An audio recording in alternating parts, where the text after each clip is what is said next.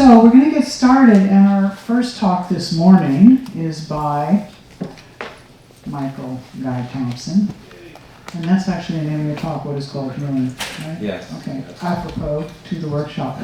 So most of you know Michael very well. It doesn't need much of an introduction, but I'll just say that he is a brilliant writer and lovely speaker and a wonderful, really, the linchpin for these workshops every year. He makes sure they happen, so I'm very grateful for that.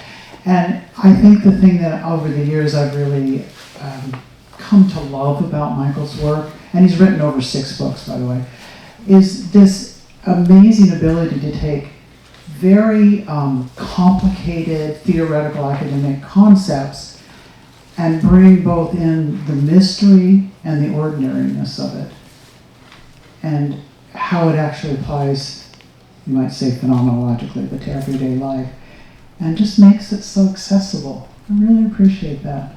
He's a great guy, so I hope you enjoy this. Thanks, Nita. Can you hear me okay? Yep. I just wanted to mention, we didn't have a table to set up last night, but we do have one now.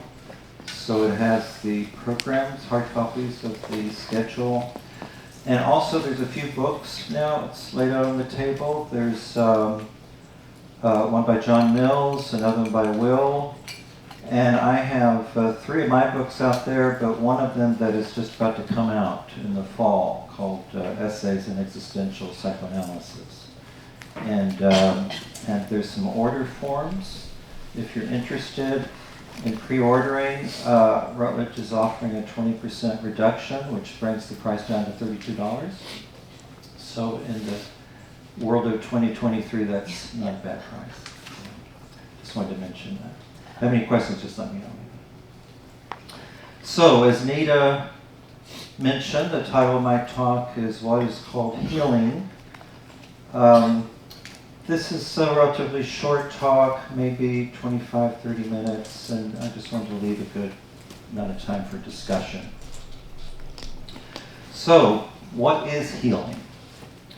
You'd think that with all the attention that we pay to this notion of sanity and madness, health and sickness, well-being and misery throughout human history, that we'd have a pretty clear idea of what it means to be healthy. Sadly, this is not the case. As a topic in its own right, it is seldom addressed. And when it is, there is little insight into its nature. Even Buddhism, with its emphasis on achieving a more enlightened manner of living, characterized by wisdom, rarely addresses the topic explicitly. Is the enlightened person healthier than the unenlightened? Or is happiness a better determinant for a better life than enlightenment is? Is wisdom and happiness related? After all, Plato thought that wisdom is a determinant to happiness, though they are not interchangeable. Are we more sane the healthier that we are, or is it possible to be sane and unhealthy, or healthy and insane? According to the OED, the Oxford English Dictionary, the word sane comes from the Latin sanus, meaning healthy or sound, as in sound mind and body. But here lies the problem. If sanity means health, is it any wonder we're so muddled as to what it entails? Once we acknowledge we know just as little about health as we do about sanity. Medicine has traditionally defined health as the absence of disease or malady.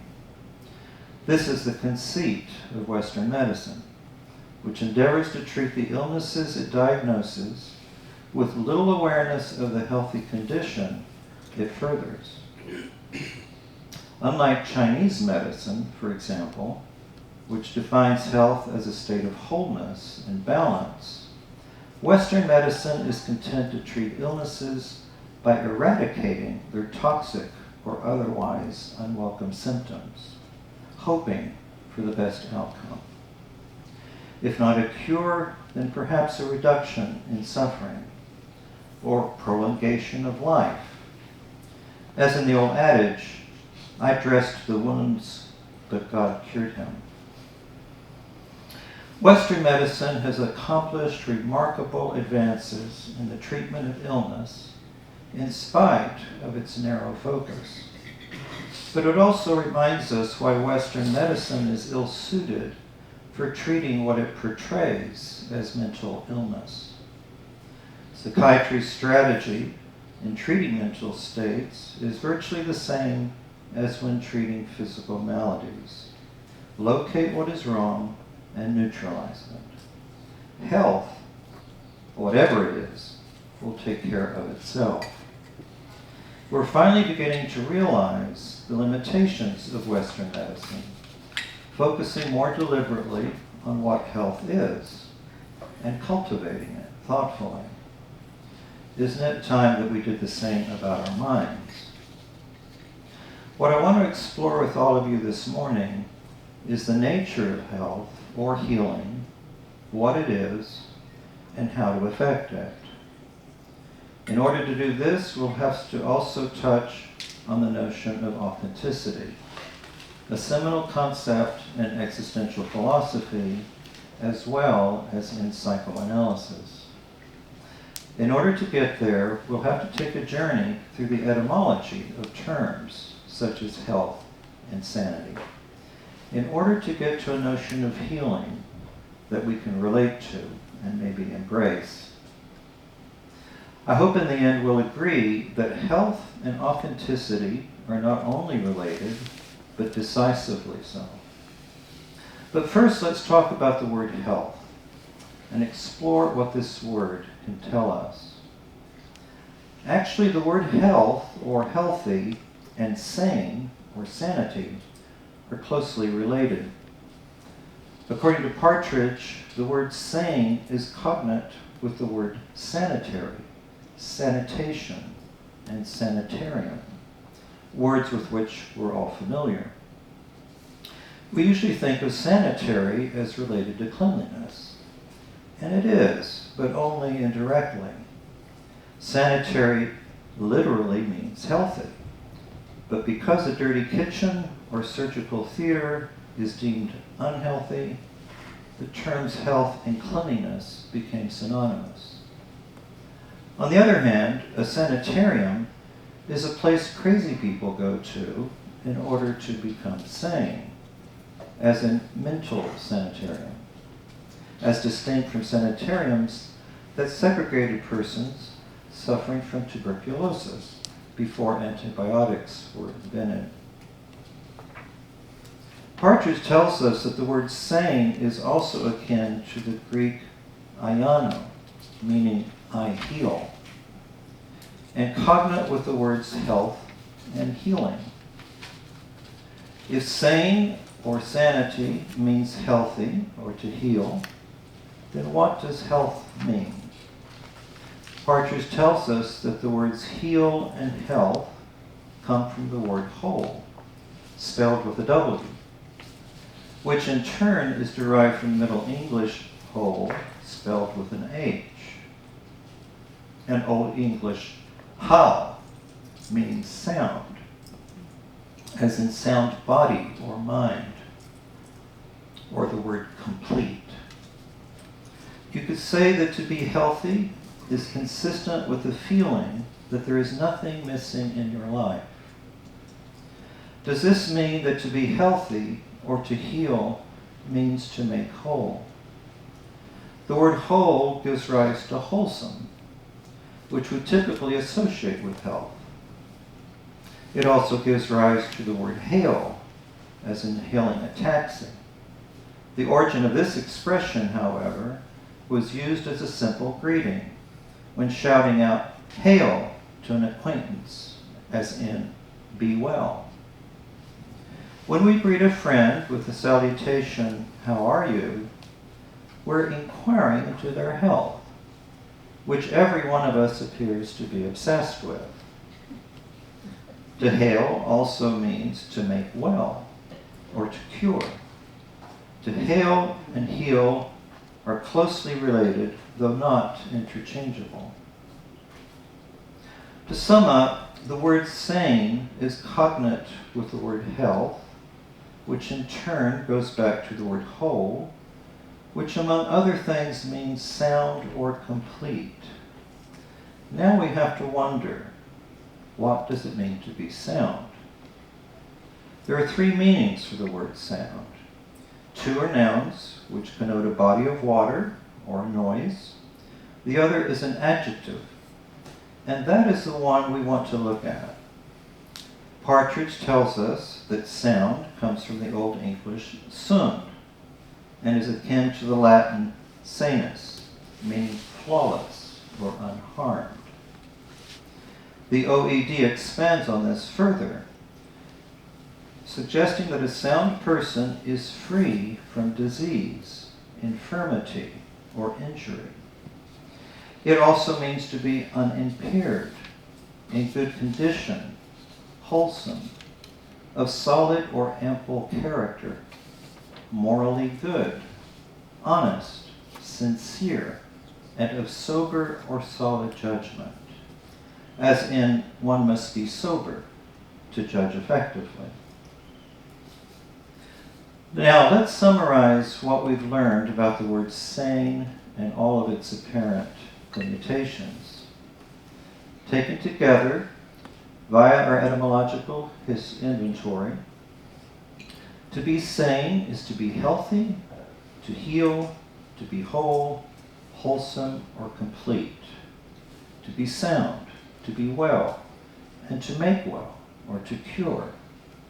It also means to be flawless, unharmed, unimpaired, of solid character, morally good, honest, sincere, and of sober judgment. Now, if all that is entailed in being sane, no wonder we all seek it.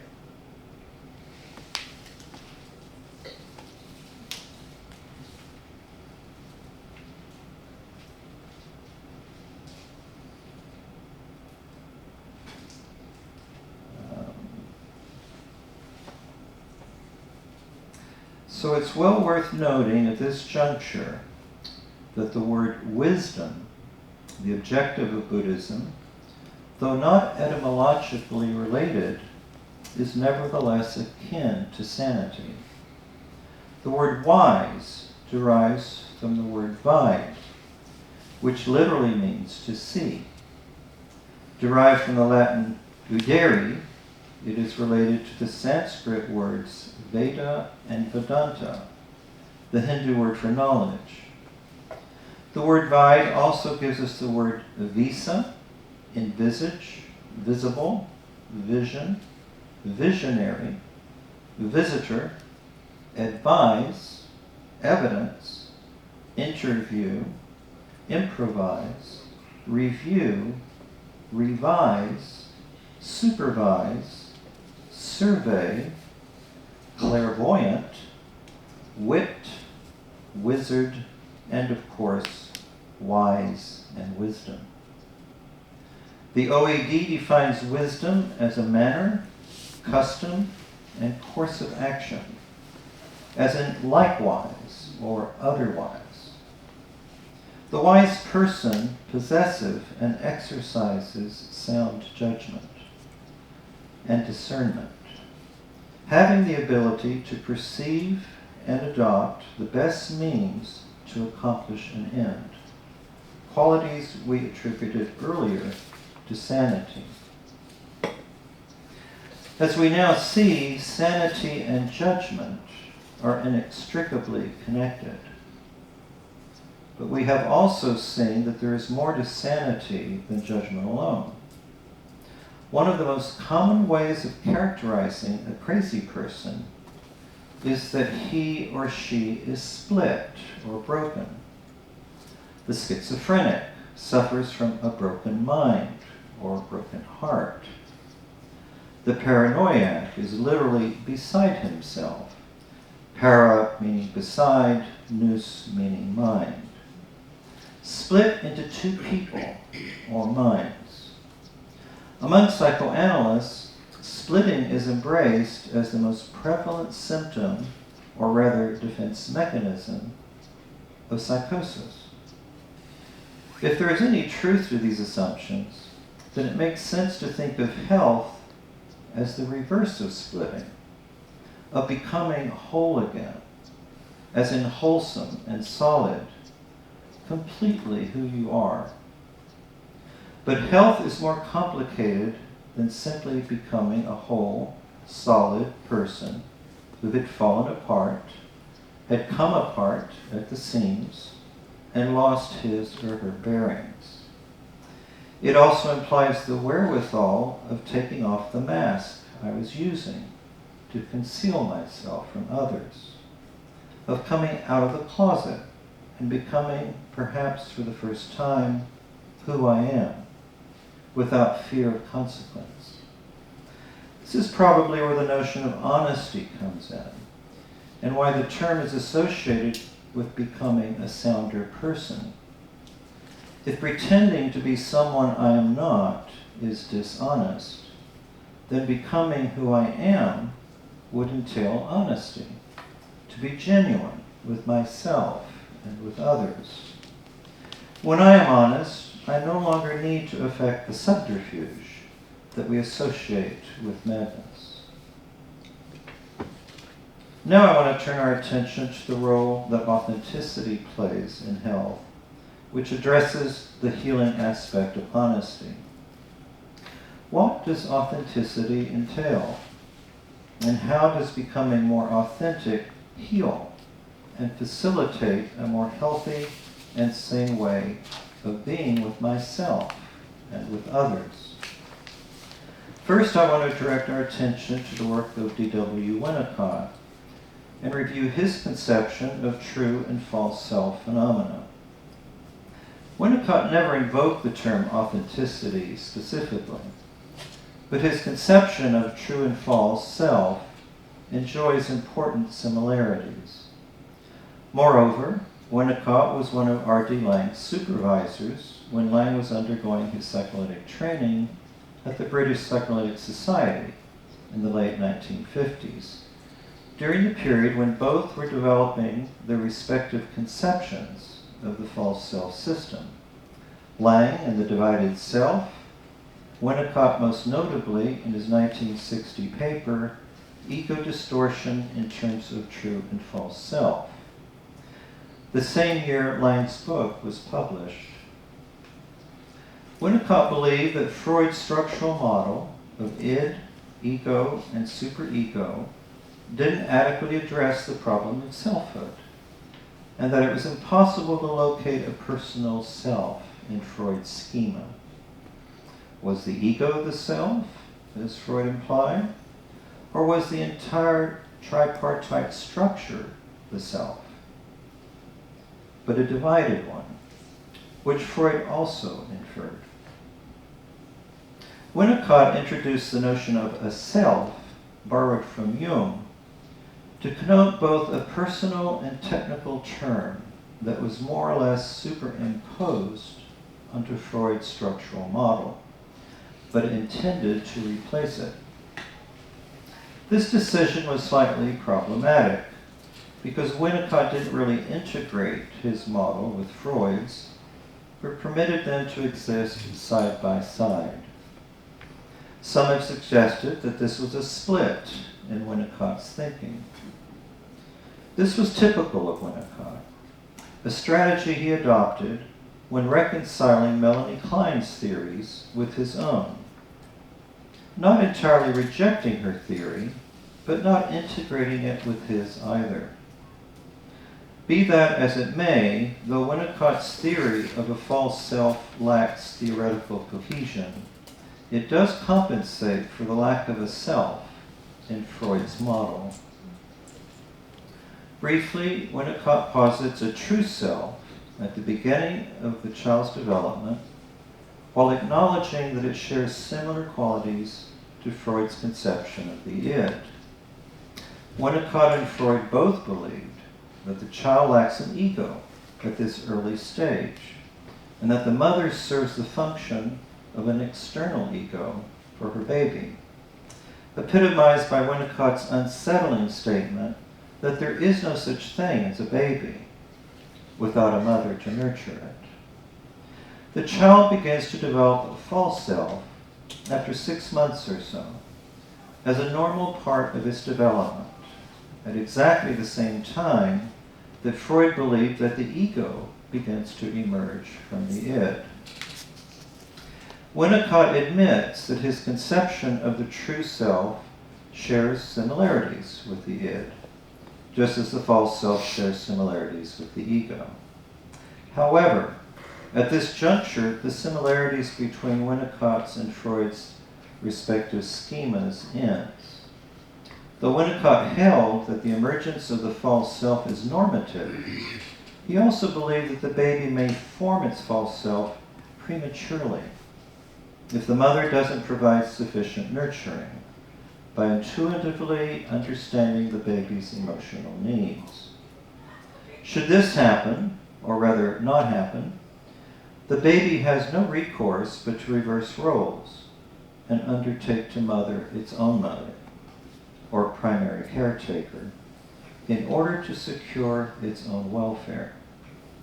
This tactic, however, eventually results in negative and sometimes grave consequences. Winnicott envisioned the true self as a term that connotes the totality of our emotions, where our sense of being originates. It is not literally a self, in the sense of a second self to the one that is false. There is really only one self, but with private and public functions and qualities. Likewise, the so-called false self is not nearly as ominous as it sounds. A better term might have been the social self, because that is essentially what it is. As envisioned by Winnicott, the false self more or less exercises the synthetic functions of Freud's ego. Negotiating social space, learning appropriate social cues, and the conduct of interpersonal relationships, devising and executing courses of action, and developing ways of defending itself. We all need our false selves in order to deal with other people and compensate for our latent narcissism. It is the vehicle of our interpersonal relationships. However, if it takes over the function of navigating social space before the true self is able to flourish, the child may become compliant and eager to please at the expense of trusting other people. This person may alternately become downright hostile. Though Winnicott and Lang each see the self as divided, they aren't suggesting there are literally two selves, one true, one false. In the healthy person, the true and false self aren't opposed, but function in relative harmony. Those who engage in splitting harbor feelings so privately they have virtually lost touch with them. They're more devoted to procuring security than with securing love, though they often confuse the two. I may keep my feelings and desires not merely private, but dark secrets I dare not confess or act on. In conclusion, equating health and healing and making whole or complete would seem to be far more relevant to the manner with which a person conducts his or her life than with the navigation of physical illness or the incessant monitoring of pain and suffering. You might put it this way, that your life is empty or barren, or that something is missing when you need to make it right. These manners of expression seem more relevant to life, love, and happiness, to health, than they do to treating COVID or cancer or a broken limb. In arriving at this conception of health, perhaps the Greeks believed that physical health relies on a healthy and vibrant life. The problem with the medical model is that it is rooted in the body and the relative absence of pain or infirmity, which is an inadequate foundation for living a happy, which is to say healthy, life. Any psychiatry, for example, that administers medication exclusively relies on suppressing or tranquilizing painful feelings, instead of locating such feelings in the manner by which we conduct our lives. Talking therapy isn't intended to suppress our experiences or hide from our problems, but to explore, understand, and come to terms with them without fear or bitterness. This, it seems to me, is what being healthy is essentially about. Thanks.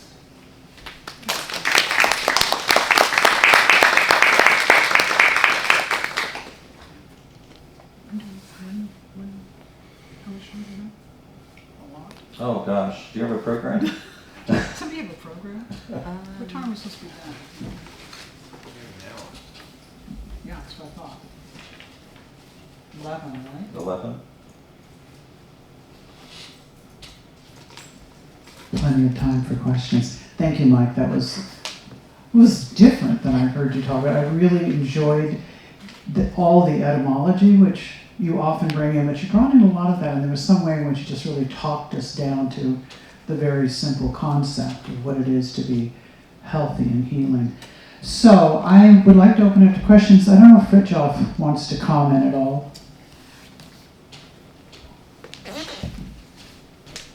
Well, of course, I will take on. Can you hear me? Yes. Yeah. So I will continue from Michael's beautiful philosophical meditations on health and the very rich etymology. And I will start with the observation that it is impossible to give a precise definition of health or healing, because health is to a large extent a subjective experience. And it occurred to me while Michael was speaking that this whole rich etymology of sanity, wholeness, health, healing, these are all description of experiences. And so what I'm going to ask at the beginning is, how does this experience arise? What conditions need to be there for such an experience to arise? And Michael, I think in the very beginning, you asked some provocative questions going back to Plato, saying, you know, are you healthy when you're happy? Are you healthy when you're enlightened? And so on.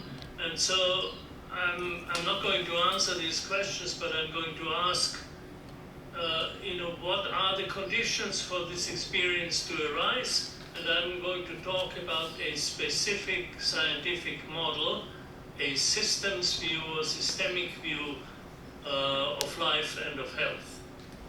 But I don't want to say more, because then I won't have anything to say afterwards. Okay, thank you. All right, so I'd love to just turn it over to questions or comments, and I'm going to give you the microphone so you don't have to. Thanks, Mike. That was really beautiful. I'm always struck, particularly in terms of the word sanity or being sane, how despite its etymological roots, it's often sort of more connotatively used to depict conformity these days. Like someone who is outside of the norm, they're insane. And there seems in this very sort of rigid, constricted conception that seems to be normative, particularly within the mental health field, that it's almost at odds with authenticity, that it's more aligned with, say, a Winnicottian false self, the need to sort of, appear sane within the strictures of what it's understood to be, and to screen out anything that's not consistent with it. So I was wondering if you could sort of speak to how so many of these words that were rooted in, say, more holistic ways of understanding have shifted almost to mean the opposite. Disease is another one, dis-ease. And now it's like an entity that something is wrong, things like that. That's a great question, Nina. Thanks. I guess my very quick answer would be fear seems to be the big problem. We like people to be predictable. When someone acts in a way that we don't expect them to, or that doesn't make a lot of sense, for a lot of people that's scary.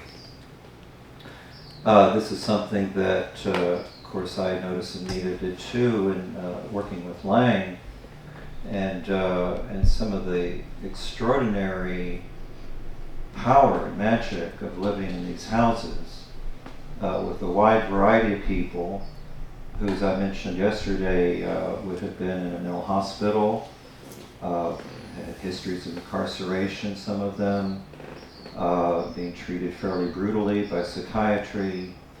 They came there to heal without being treated in the way that they were accustomed to. And of course, a bunch of us were fortunate not to have had that history, but were drawn very much. Remember that this is in the 60s that Lang created Kingsley Hall, which was also right before the Summer of Love in San Francisco in 1967, and the emergence of the hippie era, which was epitomized by communal living. So there was a funny parallel between Lang's interest in setting up a communal household, which was actually predated the hippie manifestation, and then the gradual emergence of communal living in the US, especially the San Francisco Bay Area. So one of the things, of course, that we all immediately realized in living in one of these houses, there wasn't anything scary about people who acted unexpectedly or acted in some ways that didn't seem to make a whole lot of sense. Although we did notice that over time that behavior fell away. Everybody seemed to be the same. Sometimes we'd have people, academics from the US or some other country, visit Portland Road, and everybody wanted to see what Lang was up to. These houses were world famous. And they'd come away saying, well, I don't get it. Who are the crazy people there? So I think that's certainly one of the issues that we see today with street people, the homeless, is a lot of people are scared of them. And these are people that are at the very bottom, desperate life, that really warrant nothing but sympathy and help. And yet, as a culture, we seem to be incapable of addressing that. And yet, you look back historically, and this has been something that's gone on for many, many centuries, that people who, Michel Foucault talks about this in Madness and Civilization, where he accounts for a whole history of madness and how society has treated it. And one of the observations he made was very early in history, everybody just lived out on the streets with each other. If you were deemed to be a bit mad by the society, they treated them with indifference. Maybe they would live on the street, just like they are today. Some people would be benevolent, give them food. Other people began to get uneasy about these people in their midst. And I don't know if you've heard the expression ship of fools, but at one time in Europe, they decided to place them on ships to float up and down the rivers so that they wouldn't be bothering them. And as they touch port all along the river, people come out and give them food and sustenance just to make sure that they didn't come ashore. So this isn't a new dilemma. It's ironic that we seem to have come full circle from going to incarcerate such people into mental dungeons and lunatic asylums, which we still do to some degree. We still incarcerate people against their will. We still treat them against their will. And yet we're also letting them just wander around and making sure that they don't bother anybody. So I think it all comes down to all wanting a normal society where everybody is the same. This is one of the things I love about Berkeley, by the way. It's got to be the most concentrated community of nonconformist and iconoclast of any town I've ever lived in. It's both irritating. Everybody has their own rules of driving. And it can also be a fantastic feeling of community that you can do your own thing there. Nobody's going to condemn you for it. So that's what's really missing, I think, for most of us. Yeah, I just wanted to add to that. I mean, it's that fear concept and the incredibly, I guess, low tolerance, it's not a great word for it, but it's one that's coming to mind now, for differences, let alone, just any difference. And of course, without getting political, that's the whole polarization in the country. But I learned to not be afraid. I mean, it wasn't that I wasn't afraid sometimes when people were really erratic in the houses. I knew it was ultimately unfolding. It was all right.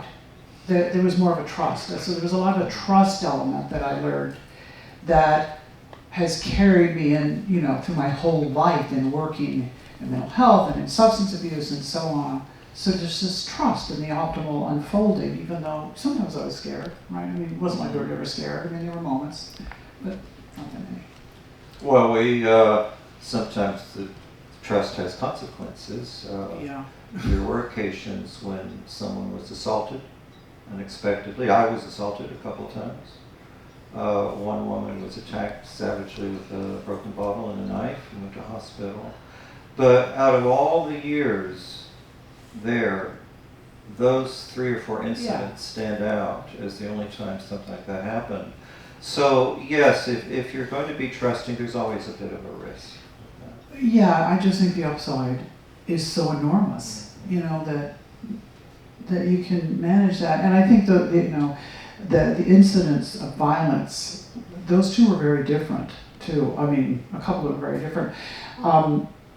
And it's important to have discernment. Like, we had to have some discernment about this woman that was knifing people, as opposed to another guy who did assault, but it was okay. He got to stay. That's, so not having hard and fast rules, but common sense, I guess, but sort of deeply developed common sense. I don't know. Other thoughts, questions? Can I say something here? Yes. Oh, please. I just want to mention that I remember well that during the decades of the 60s and 70s, when these houses existed, there was a general feeling of magic in this subculture, which was sometimes called the counterculture.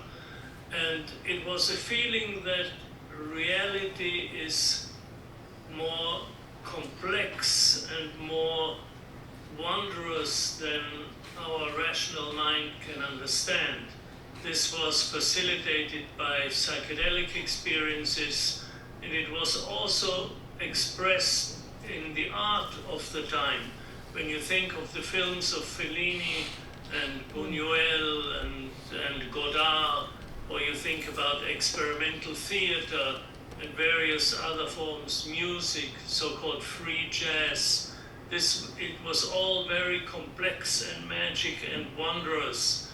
And so I think the culture of those houses, which I did not experience, but from what you are telling us, the culture fit very well in that general sense of magic, of a very complex reality. Yeah, definitely. That's really well said. It was magical. And I think that has to be one of the factors that accounted for Lang's enormous popularity during that era, because the counterculture did kind of seize on him as one of their icons. They were on the same wavelength.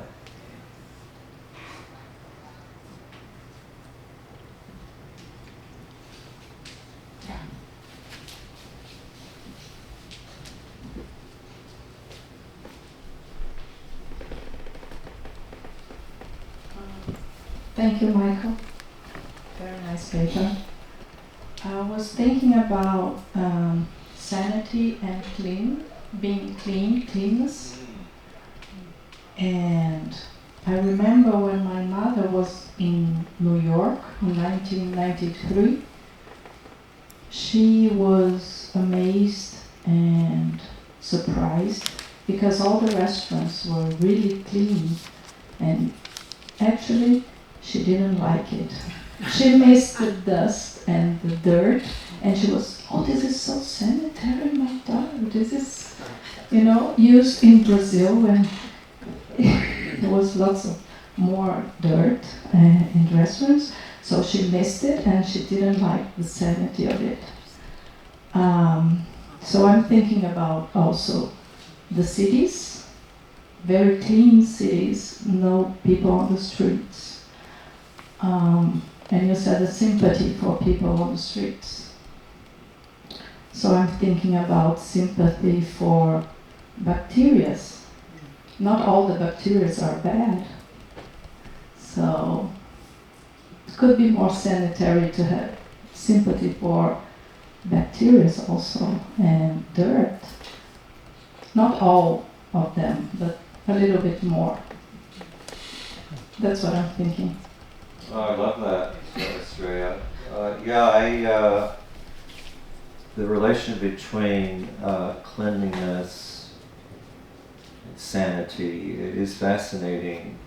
It makes you think about the obsessional, who's compulsive about cleanliness. Everything has to be spotless. Maybe that's a desperate attempt to get sane. The cleaner I can make it, then I'll be okay. Our whole culture, American culture, is obsessed with cleanliness. One of the things I notice when traveling, you go to pretty much any other country in the world, and there's street food, go out on the beaches, there's vendors selling you stuff, it's everywhere. Not so in America.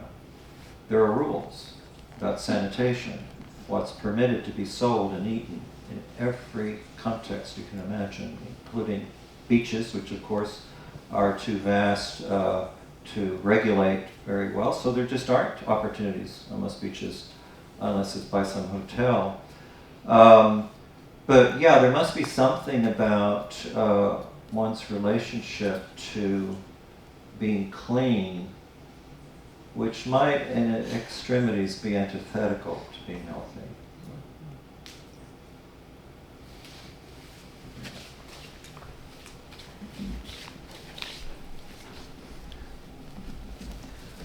That really resonates for me, what both of you are saying.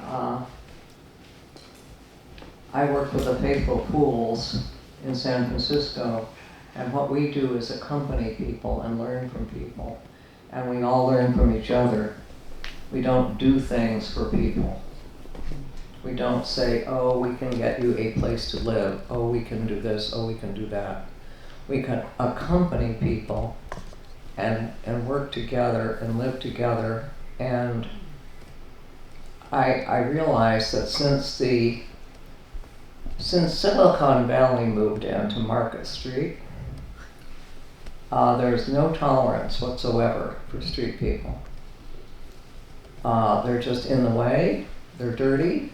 It's not okay to have some paper around or a can around. It's not okay at all. It has to be clean. And so Food Not Bombs was not allowed to feed people in the streets of San Francisco years ago because the health department decided, oh no, we're not having that. That's not sanitary. People were eating bread and soup, and it was free, and they could be nourished. But we couldn't allow that, because everything had to be held to these standards that you're talking about. So people just went hungry again. I think there's a whole lot in this that I'm just realizing how much sense this is making to me, what Andrea is saying and other people are saying, what you're saying about this idea of sanitizing everything. Here. Well, I was just thinking this is a really good line of thinking, because it seems like being sane in the way that you're talking about, Michael, is ironically so much about accommodating the mess. If you have no tolerance for messiness, in your experience of the world or inside of yourself, then you could never be sane. It'd have to be, it's really just the opposite. It's just that, and even the image of like being in Brazil, or when we were in Mexico, just having this permeability in all of these different environments. Yes, it gets dirt in, but it also means that people are mingling and you share things more, and you're just in touch with people more. And I think that it seems to me that in psychoanalysis and therapy, it's just a whole thing about things actually just get more messy, not less, more complicated, more in conflict, and you just learn to tolerate that more.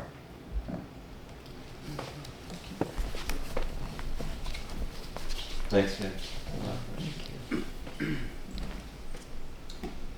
So, on a recent trip to Greece, I learned of, visited a lot of the ancient healing sites in the Hippocrates Medical School, and learned about more about Asclepius, the father of modern medicine, mythologically. He had a daughter named Hygeia, one of his 5 daughters, who was the personification of health, cleanliness, and sanitation, and she was the chief attendant of her father, and associated with cleanliness. And it's clear that the less clean it is, the more likely disease comes in. That's why we sanitize operating rooms, and why there's such a focus on that in hospitals, so that people don't get what are called nosocomial infections, or infections you get because you went into the hospital. And so there's definitely that obvious association between sanitation and hygiene, and it's obvious that in many people with mental illness that can tend to fall. I'm so consumed with what's happening in my mental experience that I'm not taking a shower or brushing my teeth or whatever, and that there's a proneness for illness. But what I really wanted to talk about was the experience I had when I was taking the Hippocratic Oath in medical school. I could have sworn that as I was taking that oath at graduation, that they said something about healer, heal thyself. And so it's always been, I glommed onto that, and it's always been a big thing that the healer should heal themselves. And I always think back to medical school and how there was nothing taught about it. And how it's so endemic in the healing profession that you've never had to learn or demonstrate that you could heal yourself. And, you know, hats off to psychoanalysis, where you have to actually do your own analysis to be able to analyze other people. But, you know, for many therapists, you don't have to have done therapy on yourself or clean up your own shit in order to be able to do it on somebody else. And to me, it's a hypocrisy that is just incredible, that we can let all these people who've never demonstrated their own capacity for self-healing or learned how to develop a relationship with their own inner healer. It is just mind-boggling to me that that's the case, and I'm interested to hear about other opinions about why that is, how that becomes endemic in a healing profession. That you, yeah. Are you done? Yes. Okay. Can I say a little something Yeah, in relationship to that, but not about that? Yeah, just a second. Yes, I just wanted to comment on, thank you for that, Gary, because what it touched a couple of things in me. One is that the experience of training with Lang was all about self-healing, because you're going to live in a household with people and there's no medication and there's no doctors, there's nobody like managing everything, and then it's really all about, if you are in an experience with someone that's unpleasant, if I'm in an experience with someone that's unpleasant to me, it's about me. It's not about the other person. And it's about me doing deep exploration and my own therapy but beyond therapy, which I was doing 3 times a week, and training, just being with people and not assuming that the wrongness is out there. And then secondly, one of the people that worked very close with Lang that trained us along with him was a guy named Francis Huxley, who's Aldous Huxley's brother, and he taught us about shamanism and all about the truth about shamans or wounded healers, and they're continually healing themselves. So that was all integrated into the work that we did. So just to say, I'm right with you. This is the problem with most therapists, that they haven't gone there themselves. Can I say one quick thing about that? In the realm of shamanism, the initiatory event is the schizophrenic crack-up that leads them, you know, when they're young, to the tribe saying, oh, go to the shaman, you're having your shamanic initiation crisis. You've gone nutty. You're having these symptoms, but it's because you can see the upper worlds or the lower worlds, or it's starting to emerge into your experience. So it's a crucial part of the shaman becoming the shaman. Yes, hence why we do shamanic breathwork here in this workshop, so that you can have that experience without, yes, the initiatory experience is that, but you can create that for yourself, which people are getting really good at, as you know, in order to heal.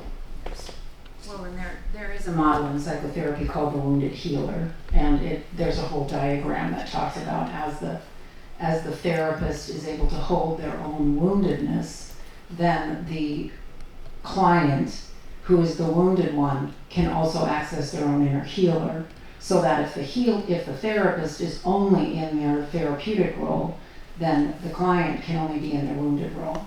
So there's a whole model around that. I could share that article. It's just a nice visual, but that's not really what I wanted to talk about. This triggers for me what you talked about around fear and sort of the societal, the image for me that comes up is this notion that, this sense of other, the street people or, the psychotic person wandering along on the street is so other, and, they're scary.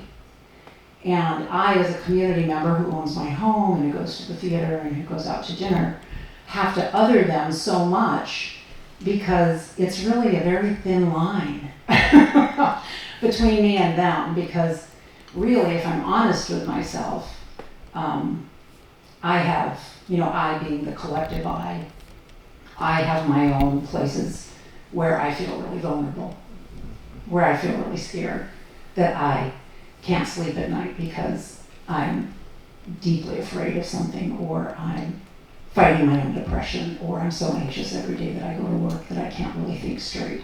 So the line is very thin, but it's much safer for me to other someone else so that I don't have to really deal with my own vulnerability.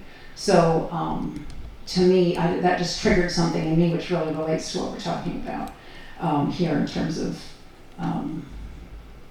how do therapists allow, how do healers allow the people that they're working with to also access their own ability to heal.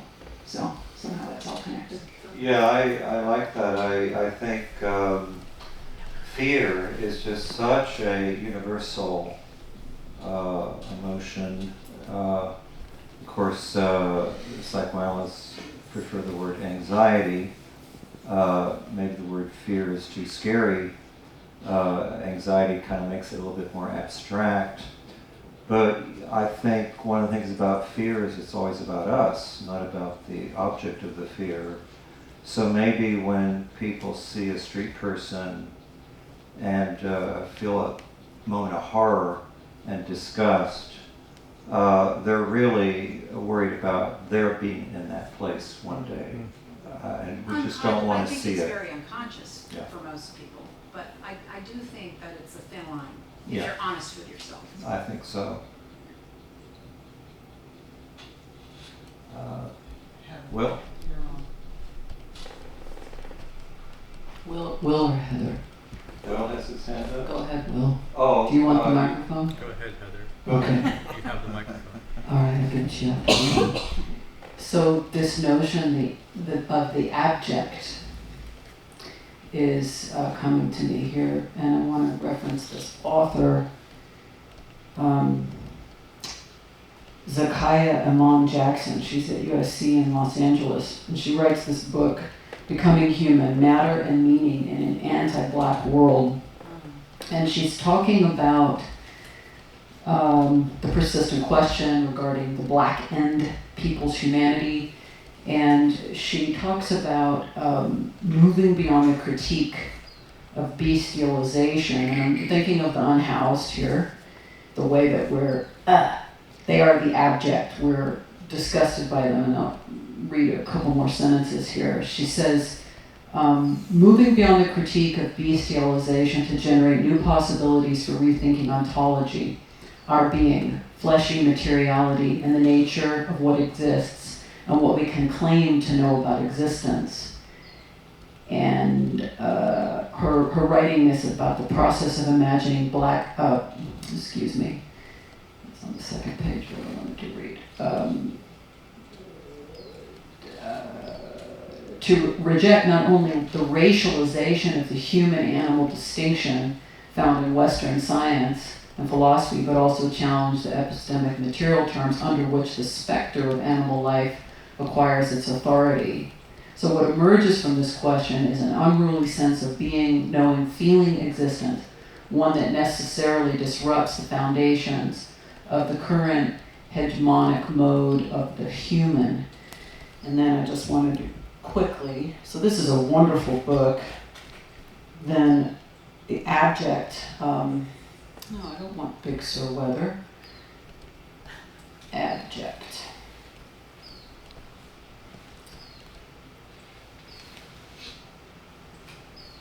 Well, I can't find it, but what came up was that the abject occurs in the transition and the transformation.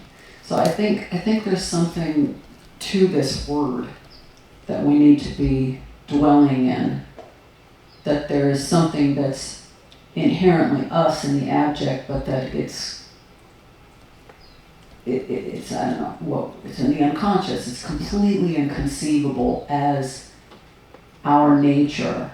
She takes this up beautifully, but I think you don't have to be in that intersection to appreciate the idea of the abject.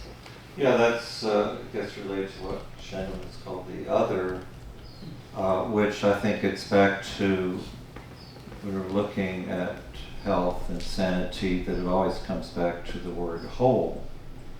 And we split that off when we see someone that we think is other than us, that's scary, that shouldn't be there, that's a danger or a threat. We're just doing that splitting all the time. So that seems to be a common thing. Yes, Will. Yeah, I'm just thinking about a couple things. Like, one is the idea that the street person doesn't exist.